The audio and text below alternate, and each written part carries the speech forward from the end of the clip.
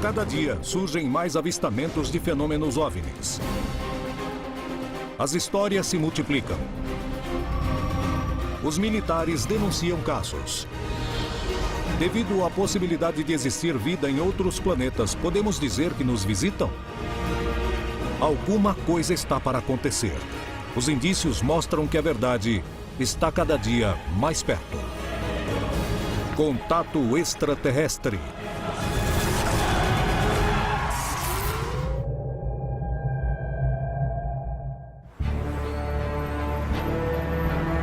A polêmica ao redor do fenômeno OVNI chama a atenção de céticos e simpatizantes. Mas existe uma série de casos que, além de fascinar, causam preocupação. Aqueles que denunciam ataques. Brasil, 1995. 2 pescadores estavam em seu barco quando viram estranhas luzes no céu. O barco parou de funcionar e a luz os iluminou. Poucos dias depois, eles começaram a ter graves problemas de saúde. Peru, Pucallpa, 2008. Um povoado inteiro denuncia a presença de estranhas luzes que os atacam e que queimam rostos. As investigações revelam dados assustadores. Brasil, 1977. No meio do Amazonas acontece uma história de OVNIs e a investigação oficial mais incrível da história do mundo. Uma região inteira é atacada por estranhas luzes chamadas chupa-chupa. O que há por trás desses casos onde moradores denunciam ataques? Estamos diante da presença de armas de desenvolvimento ou realmente são a evidência mais concreta de que somos visitados? Por que se esconde informação sobre as investigações oficiais? Caso sejamos visitados por seres de outros planetas, estamos diante da possibilidade de ser aniquilados? Apresentamos hoje OVNIs e ataques. Há antecedentes nos arquivos militares de aviões derrubados por OVNIs. Há casos de pessoas que agrediram OVNIs e eles responderam automaticamente da mesma maneira. O que eu quero dizer com isso? Não são irmãozinhos cósmicos que vieram salvar a humanidade. Há uma outra razão para ser feito tanto esforço de manter isso longe do público. As pessoas não querem pagar impostos de proteção para os militares. Porque você não pode proteger os nossos céus dessas coisas que vão e vêm. Aí entramos na parte mais difícil desse tema, que tem a ver com a intencionalidade dessa inteligência operativa que está por trás do fenômeno. O fenômeno não tem intenções de invadir o planeta, e sim de tomar recursos. É como se não precisassem de nós. Nós somos os perigosos, porque sempre fomos uma espécie guerreira, lutadora. Então, provavelmente, se compararem as tecnologias na Terra, querem evitar a entrada desses objetos no nosso planeta.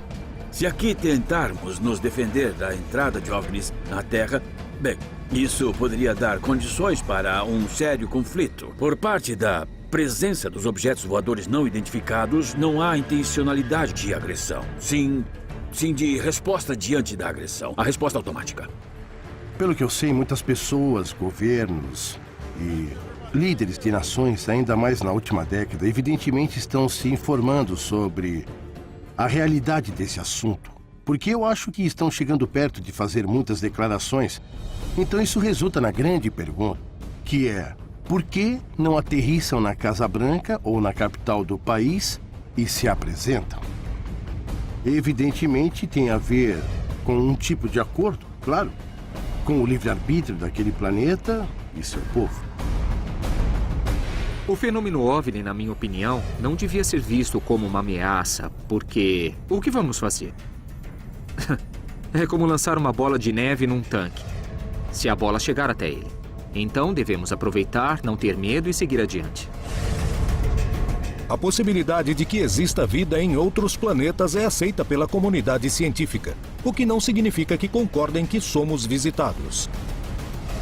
Porém, caso isso aconteça, devemos considerar que estamos diante de uma situação de perigo? É hora de irmos à busca da verdade por trás dos casos mais impressionantes onde se denunciam ataques. Em 1º de outubro de 1995, aconteceu em São Vicente, estado de São Paulo, Brasil, um dos casos mais assustadores e impressionantes de interação de homens com uma estranha luz que baixou dos céus. Provas físicas, além de relatos, comprovariam que naquela noite aconteceu algo realmente estranho. Mas o que foi que aconteceu? O caso de São Vicente é um caso muito importante do litoral paulista, pois envolve um caso de segundo grau e envolveu dois pescadores, o Wilson de Oliveira e o Fernando Bezerra.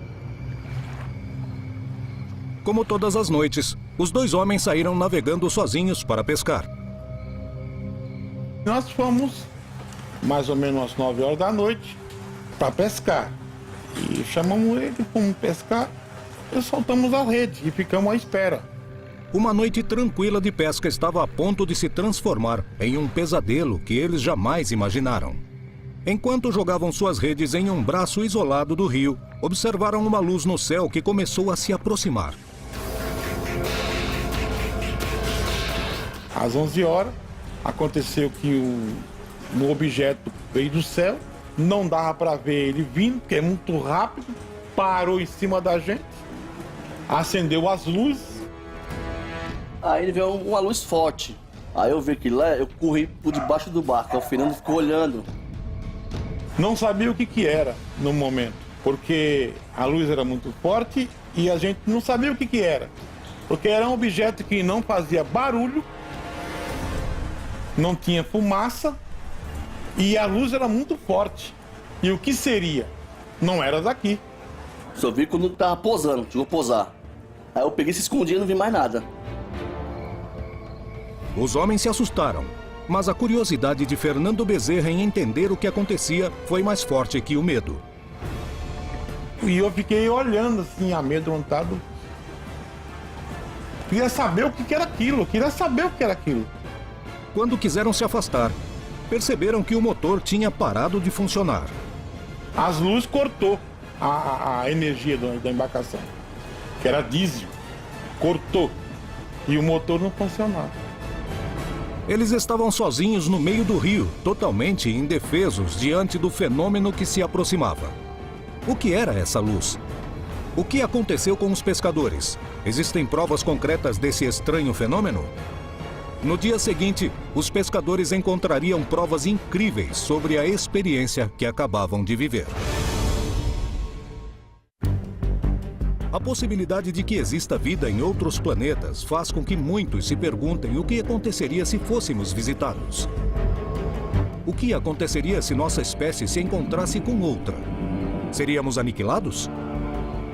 A determinação de uma hipótese de conflito não implica nem significa que existirá um conflito. Significa que temos que estar preparados. É interessante ver a política exterior do governo norte-americano. A partir de 1972 mudou. Digamos, foi quando começou a aproximação com a Rússia. Os Estados Unidos propõem aos 13 países da Europa, União Europeia, Rússia, Japão, Canadá, a Guerra nas Estrelas. O programa Guerra nas Estrelas foi uma iniciativa do presidente Ronald Reagan e seu papel público era efetivamente antimíssil balístico. Ele foi designado como um escudo, um sistema para derrubar os mísseis antes de atingirem as cidades americanas, totalmente o equilíbrio do poder. Isso foi a teoria, mas há uma grande controvérsia. A primeira controvérsia é que muitos cientistas disseram que não daria certo. Mas a chamada Guerra nas Estrelas causou suspeitas quanto à sua finalidade. Realmente se tratava de mais um passo na escalada armamentista da Guerra Fria? Ou foi planejada para proteger a Terra do potencial encontro com uma civilização de outro planeta? Essa conspiração sugere que o programa Guerra nas Estrelas não tem nada a ver com os soviéticos, que foi uma cobertura para desenvolver um sistema de armas que nos ajudaria a lutar contra uma invasão alienígena. Seja como uma possibilidade especulativa ou para pessoas que acreditassem em OVNIs e que éramos visitados e que talvez não fossem tão amigáveis como nos filmes como ET e que teríamos que resistir se eles lutassem contra nós e se quisessem nos pesquisar também. E eu acho isso uma loucura. Mas é interessante que as pessoas que acreditam confirmam o fato de que em diversos discursos de Ronald Reagan ele sugere a possibilidade de vida extraterrestre. A possibilidade que eu acho que muitas pessoas pensaram, bom, Reagan enlouqueceu, mas alguns teóricos da conspiração disseram não. Reagan sabia alguma coisa. E talvez, indiretamente, ele tentou falar para nós que ele sabia. Não sei. Pode ser, mas é uma história interessante, mas não tenho provas que sugiram que não seja nada além de história. Temos que entender que o fenômeno OVNI não deveria estar em mãos de ufólogos folcloristas de fim de semana. Isso deveria estar em mãos de peritos em geopolítica, de cientistas políticos, com pessoas que tentam entender como o fenômeno OVNI se manifesta e sua relação com o poder. A possibilidade de que exista vida em outros planetas e que fomos visitados reanima o debate sobre se as Forças Armadas e os governos do mundo possuem evidências que são escondidas da população. O que há por trás dos casos que se denunciam os ataques? Se trata de psicose coletiva? De provas de armas terrestres? Ou são a evidência de que seres de outros planetas procuram nos colonizar? Primeiro de outubro de 1995. Os pescadores Wilson da Silva Oliveira e Fernando Bezerra estavam no meio do rio Piacabuco, no estado de São Paulo, quando uma forte luz apareceu no céu e começou a descer. Os homens se assustaram. Depois de permanecer uns minutos sobre eles, a luz seguiu seu caminho e aterrissou em uma ilha próxima. Quando as luzes entrou dentro do mato, aí passou a funcionar o motor. Foi quando nós fomos embora. Abandonamos rede, abandonamos tudo. Fomos embora. Os pescadores voltaram aos seus lares visivelmente alterados. O Wilson chegou em casa não falava coisa com coisa. O Wilson estava meio desnorteado. Eu não entendia o que tinha acontecido. Evidentemente, a exposição à luz os havia afetado fisicamente. No dia seguinte, decidiram voltar ao lugar para procurar evidências que comprovassem o que tinham visto. Surpreendentemente, encontraram essas provas. O mato estava retorcido e desidratado. Tirou o líquido do mato. O mato não queimou. O mato não era queimado, era desidratado. Tirou o líquido do mato em volta tudo. Imediatamente, os pescadores se comunicaram com peritos para tentarem compreender o que havia acontecido. Edson Boaventura foi rapidamente ao lugar indicado. Havia uma marca de 5,5 metros de diâmetro e próximo a essa marca havia umas marcas de sapatas, que eram marcas retangulares de 15 por 20 centímetros de tamanho, de espessura, e com alguma profundidade também por causa do peso que esse objeto colocou. O investigador pegou as provas para tentar explicar o que tinha acontecido. O que foi que aconteceu? De que eram essas marcas que ninguém pôde identificar? O caso não terminou ali. Os dois pescadores começaram a sentir em seus corpos os efeitos daquele encontro. E eles falaram. O Wilson ficou com muita dor de barriga, muita dor de cabeça, mas nesse período ele não foi ao médico. Eles tiveram dores de cabeça, tiveram náuseas, vômito, eles sofreram algumas interferências por terem ficado expostos ao campo eletromagnético do OVNI. Meu pai sempre foi uma pessoa muito ativa, uma pessoa que sempre pescou, nunca reclamou de nada. E logo depois, quando meu pai começou a ficar doente, a gente mesmo se perguntava, será que foi por causa, que eles viram a nave? Porque meu pai nunca teve nada, nenhuma gripe. E logo depois começou a emagrecer de uma hora para outra. A minha saúde, ela melhorava, piorava, melhorava, piorava. Eu pesava 100 quilos. Em 2 meses eu perdi 50 quilos.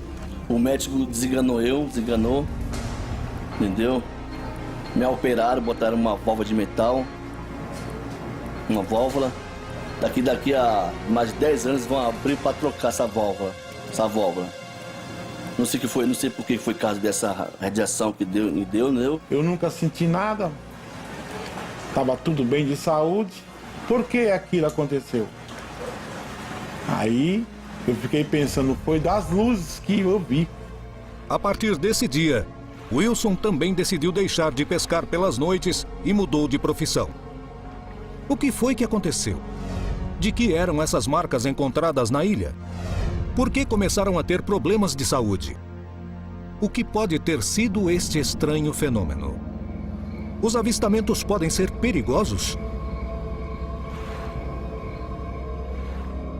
Em abril de 2008, a selva nordeste do Peru foi revolucionada por um estranho fenômeno.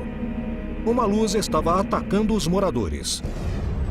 Em Pucallpa, em San Juan de Inacocha, que é um lugarejo, viram algumas luzes no céu e também desapareceram pessoas. Alguns cidadãos denunciaram oficialmente, ou seja, documentaram a Força Aérea, a presença de uma nave em sua comunidade.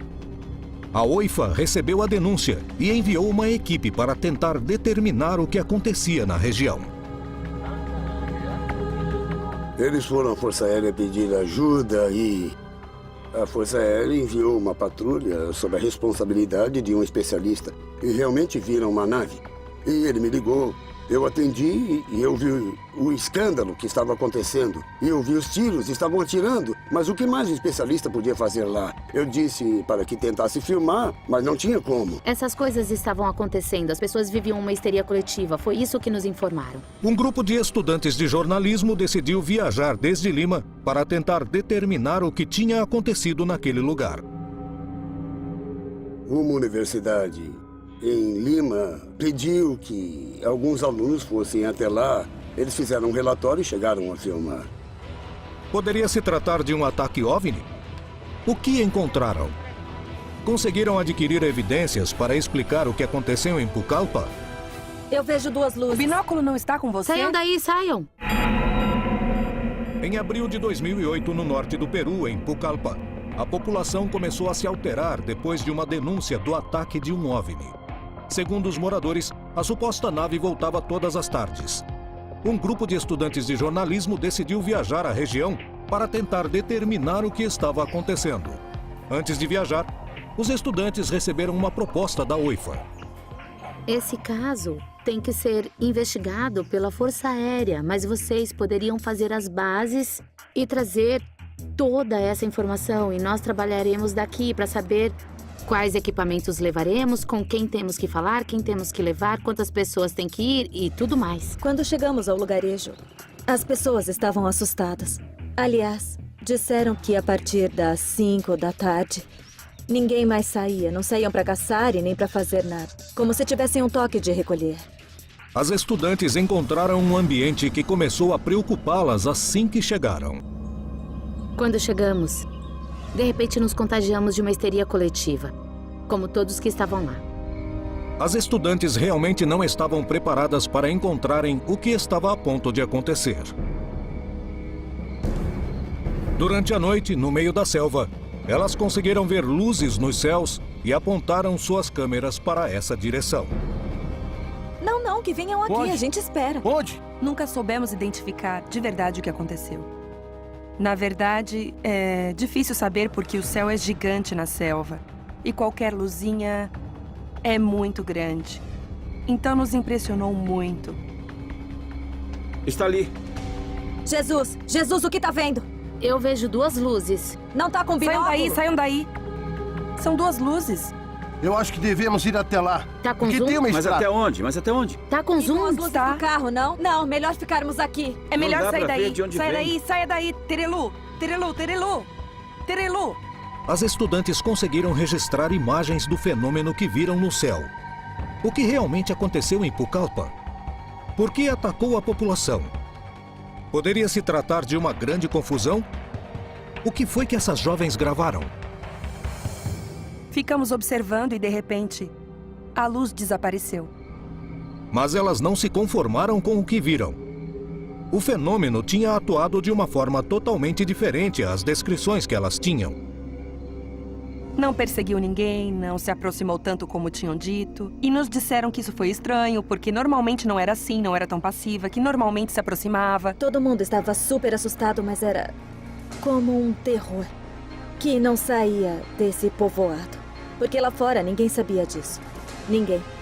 O fato de estar acontecendo coisas seguidas e que tenham feito uma denúncia, um processo de investigação, a conclusão é que sim, aconteceu, foi investigado.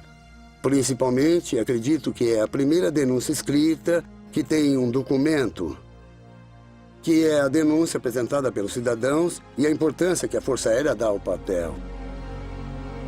Algo aconteceu em Pucallpa. As conclusões da OIFA são claras. Porém, não há como definir o que foi que aconteceu, nem o que realmente atacou a população, e nem por quê. Em 1977, os estados do Maranhão e Pará, localizados na Amazônia brasileira, a área de um pequeno povoado de pescadores chamado Colares, transformaria o Brasil no dono de uma das histórias de OVNIs mais impressionantes do mundo.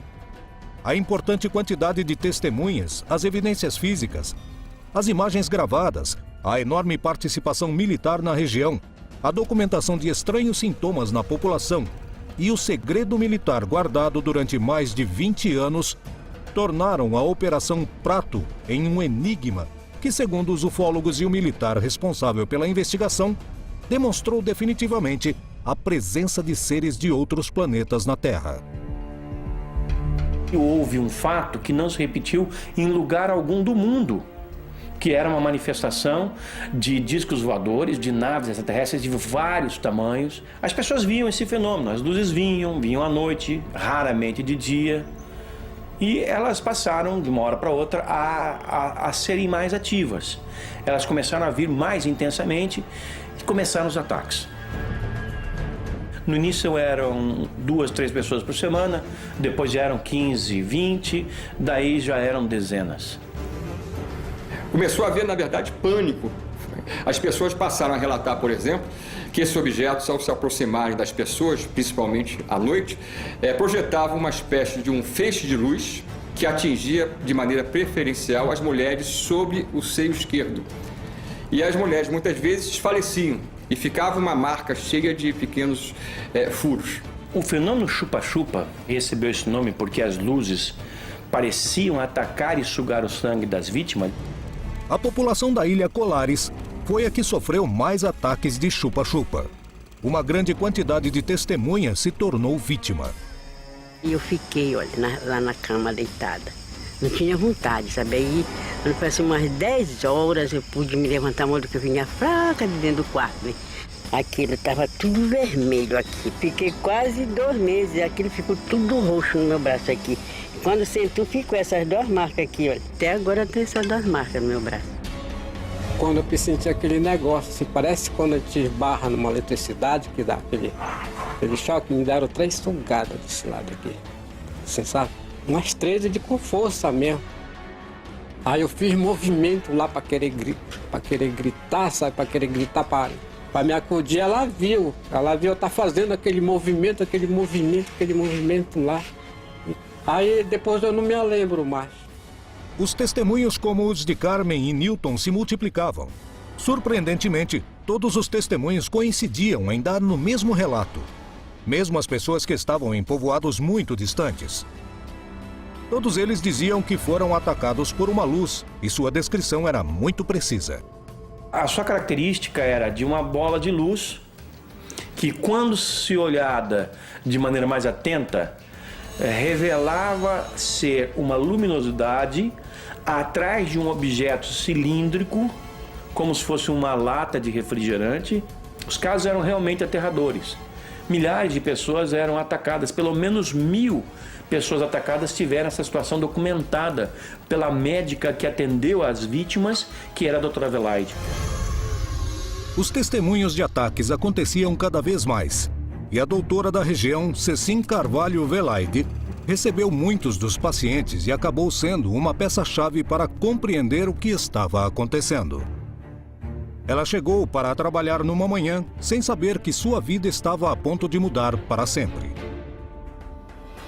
Ao chegar no hospital, que eu era a médica e a diretora ao mesmo tempo, tinha uma família chorando e dizendo que tinha um paciente que tinha sido atacada por uma coisa. E eu fui examinar.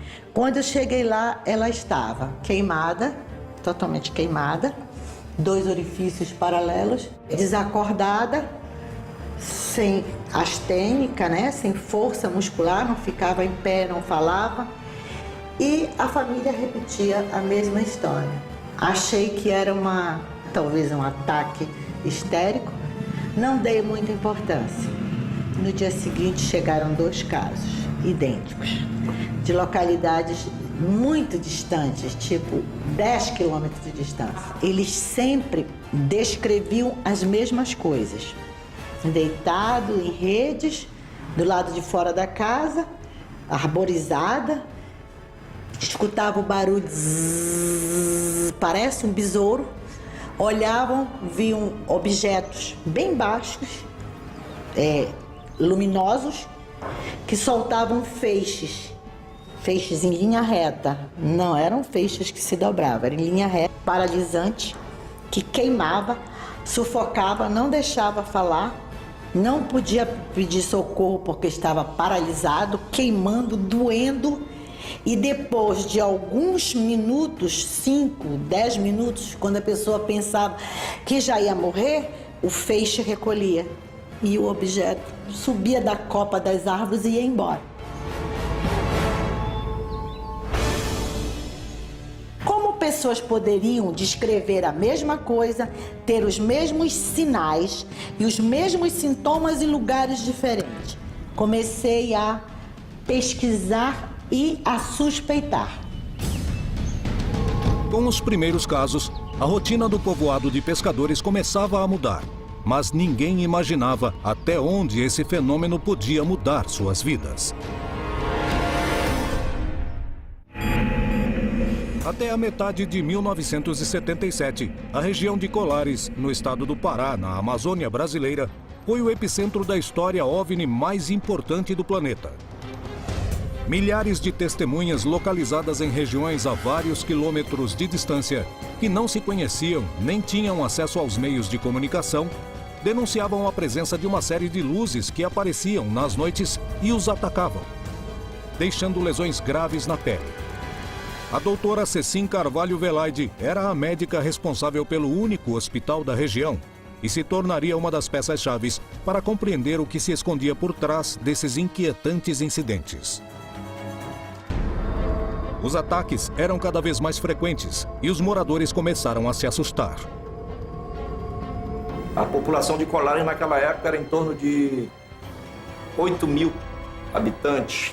Da ilha como um todo, porque tem várias localidades, mas dentro da cidade tinham em torno de 4.000 habitantes. Desses 4.000 habitantes, 2.000 fugiram da cidade, apavorados com as luzes.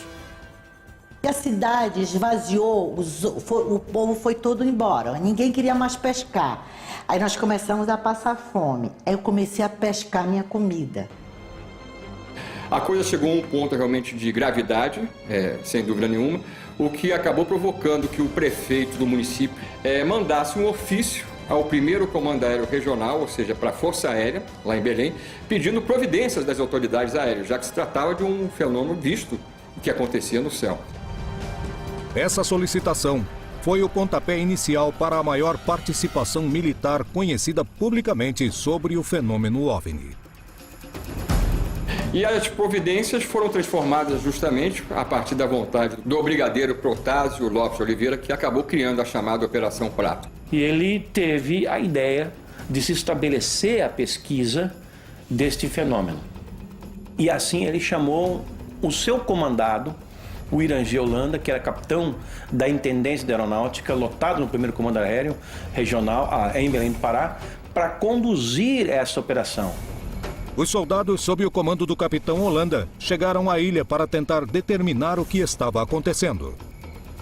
Aí eles botaram radar, telescópios, e todo aquele equipamento em tudo quanto era lugar. Foi passando os meses. agosto, setembro, outubro, e aumentando, e chegando mais militar, e mais militar. Os militares fizeram um esboço dos objetos que conseguiram ver e que a população descrevia, revelando que algo realmente incomum estava acontecendo.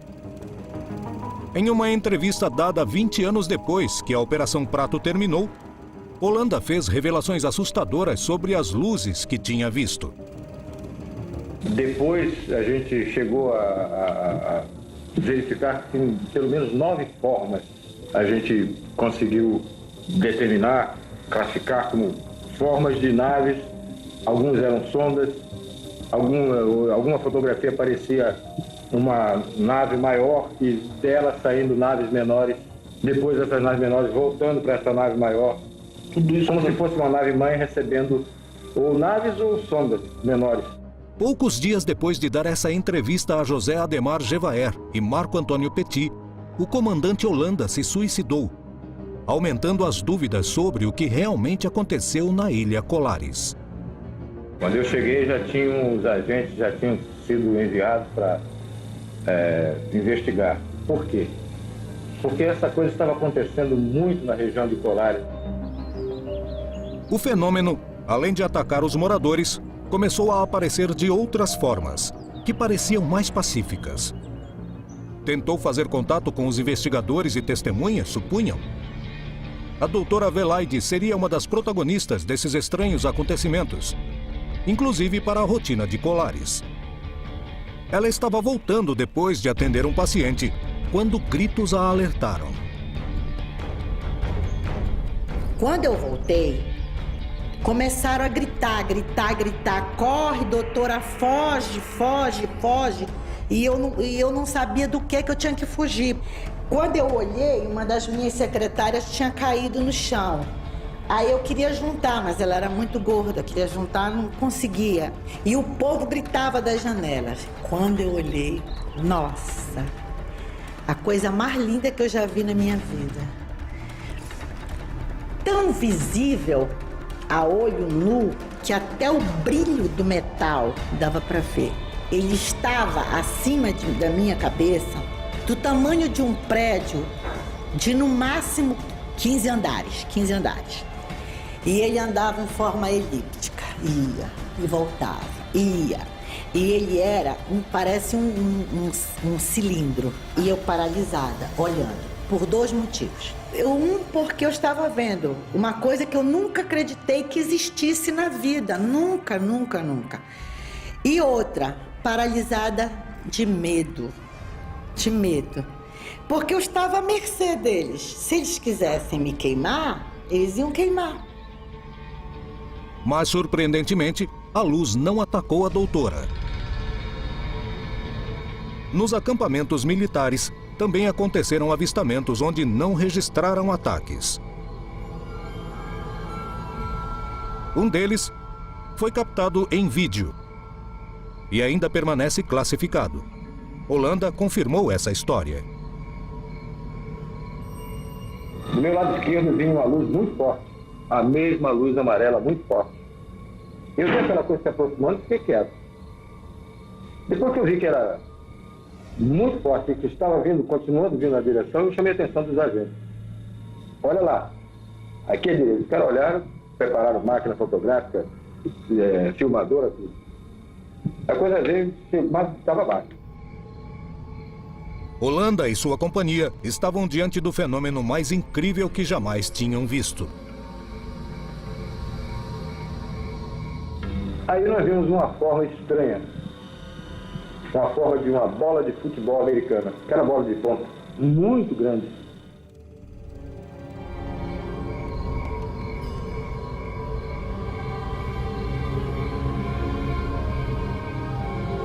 A apenas 70 metros de distância, um objeto de 100 metros de altura, de cor azulada, pousou sobre as águas.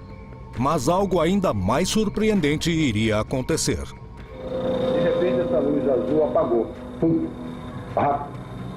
E apareceu o que estava atrás dessa luz, o que estava emitindo essa luz.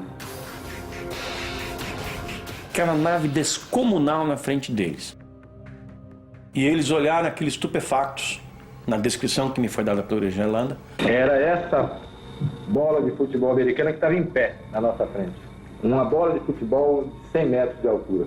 Estava parada na nossa frente. Ficou mais algum tempo. Ninguém sabia o que ia daí para frente, o que ia acontecer. Holanda viajou a Belém para contar ao seu superior, Potássio de Oliveira, o que tinha acontecido. E recebeu uma resposta que até o dia de hoje causa polêmica entre os estudiosos do incidente e os testemunhos. Ele vai até o Belém e relata, muito animado, muito excitado: Comandante, tivemos finalmente o grande contato com as inteligências por trás do fenômeno. Tivemos um avistamento de receber dele a ordem de encerrar a Operação Prato.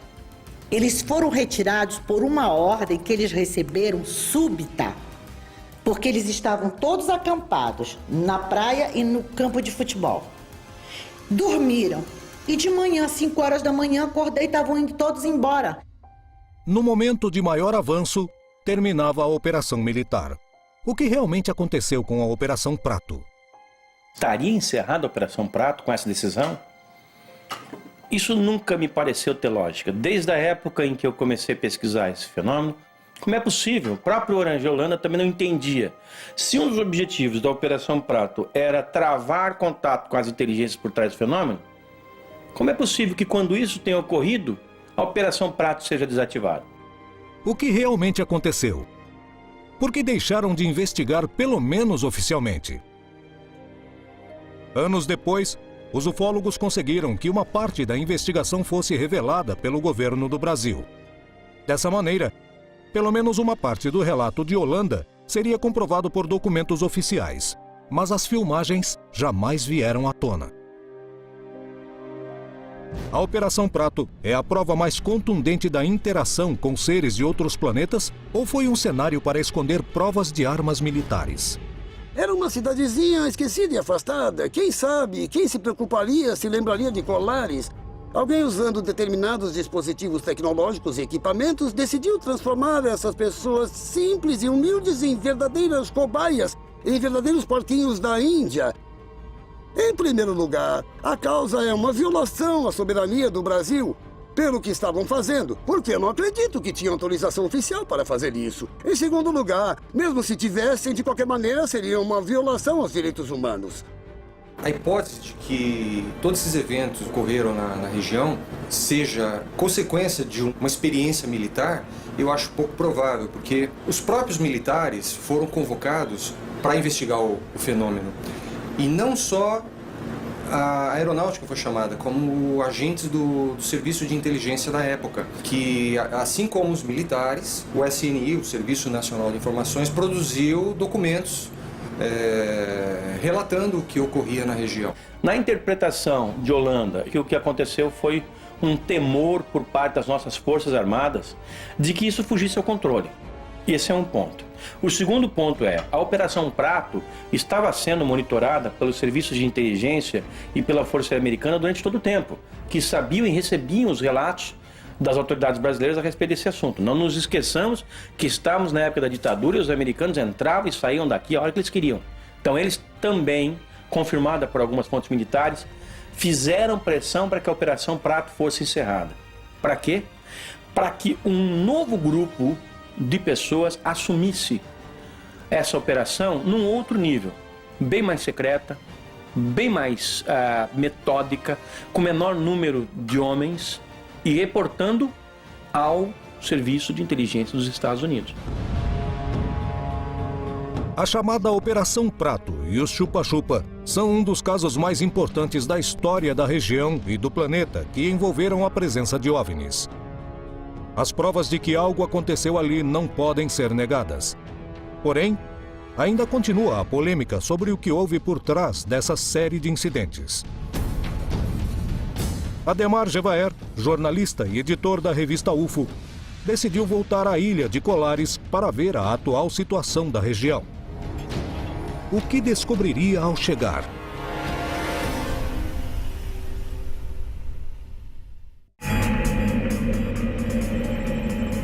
Ademar Jevaer, editor da reconhecida revista UFO, decidiu voltar à ilha de Colares mais de 30 anos depois para tentar determinar se ainda existem avistamentos e ataques à população. o que descobriu em seu encontro com o investigador da região.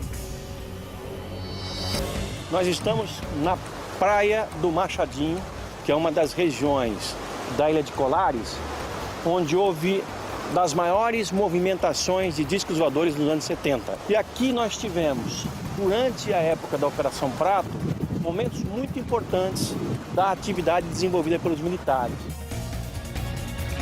Na região da Ilha de Colares, onde o capitão Holanda Lima teve seus maiores avistamentos, Gevaer se reúne com Hilberto Freitas, um jornalista e investigador que desde a década de 70 reúne as histórias de luzes estranhas que são vistas na ilha. Ele afirma que até o dia de hoje se apresentam muitos fenômenos OVNIs na região. Beto, você já teve algum avistamento aqui, na Praia do Humaitá? Eu verdadeiramente não tive um avistamento, mas outras pessoas tiveram. Inclusive com nave-mãe e outras naves entrando e saindo da nave-mãe. Negócio espetacular. Estão cansados de ver, sair de dentro d'água. E lá os pescadores, muitos pescadores já me falaram a mesma coisa. Eu acho que Colares é um dos maiores laboratórios do mundo, laboratório natural, para esse tipo de estudo e de outros tipos também.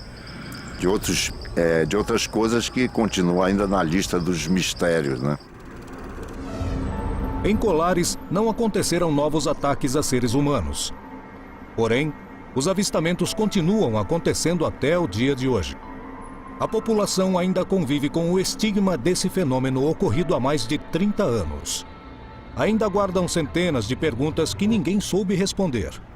Ao longo do continente, as histórias de avistamentos de OVNIs se repetem e muitas vezes denunciaram que as luzes causaram danos às testemunhas. Estamos diante da presença de provas de armas desenvolvidas pelo homem no mais absoluto dos segredos? Estamos sendo visitados por seres de outros planetas que são agressivos? Se trata de danos colaterais? Devemos temer um ataque? Não acho que sejam hostis, provavelmente porque, se fossem, já teríamos presenciado e descoberto alguma coisa. Não acho que o fenômeno OVNI seja uma ameaça, porque eu acho que uma espécie que controla a viagem interestelar, pelo menos para mim, desenvolveu o padrão filosófico e moral que diz a eles que se eles encontrarem uma sociedade que está abaixo deles significativamente, deixarão em paz até terem a chance de chegar a um nível semelhante de tecnologia como o deles. A história tem mostrado, e sabemos que tem mostrado, alguns contatos com alienígenas no passado, com as histórias da América Central, México e outras, até aparecendo para os nativos americanos. Nós estamos em perigo. E sempre me surpreendo quando as pessoas me perguntam: você não tem medo deles virem à noite nos comer como sobremesa? Claro que não tenho medo, porque se fosse esse o caso, primeiro, já teria acontecido há muito tempo. Então, tenho certeza absoluta que tem alguém lá fora. Mas eu, pessoalmente, não acho que sejam hostis. Acho que são curiosos. E o que tem de errado com eles? Muitos investigadores acreditam que a resposta para a pergunta "poderíamos ser ou não atacados por seres de outros planetas" está no passado. Por que alguém esperaria pela nossa civilização para nos visitar com a tecnologia atualmente avançada quando temos armas nucleares, por exemplo? Porque você pode apostar seu dinheiro que, se aparecer um ET, vamos disparar todas as armas nucleares que tivermos nesse ET. E no processo destruiremos a Terra, e isso vai ser como, sabe, jogar uma bola de neve num tanque. É isso. A agressividade ou a passividade de um ser inteligente não depende do grau de inteligência, e sim do grau de necessidade de sobrevivência. Quando um ser inteligente não pode, através da sua inteligência, resolver o problema de sobrevivência, então apela para a violência. O cientista talvez não possa explicar tudo, mas sempre tem a obrigação de ir atrás da verdade. E talvez possamos resolver todos os enigmas do universo, inclusive o grande enigma da própria origem do universo. Levará muito tempo, mas o resolveremos. As histórias de OVNIs e a possibilidade de que exista vida fora do nosso planeta causa a fascinação dos homens, que destinam recursos para investigar os mistérios do universo. Mas alguns mistérios relacionados a esse fenômeno poderiam encontrar explicação no planeta Terra. Estamos sendo visitados? Apesar das respostas ainda serem provisórias, o homem se aproxima cada vez mais de revelar essa dúvida. E é hora de ir atrás de toda a verdade sobre o fenômeno OVNI na América Latina.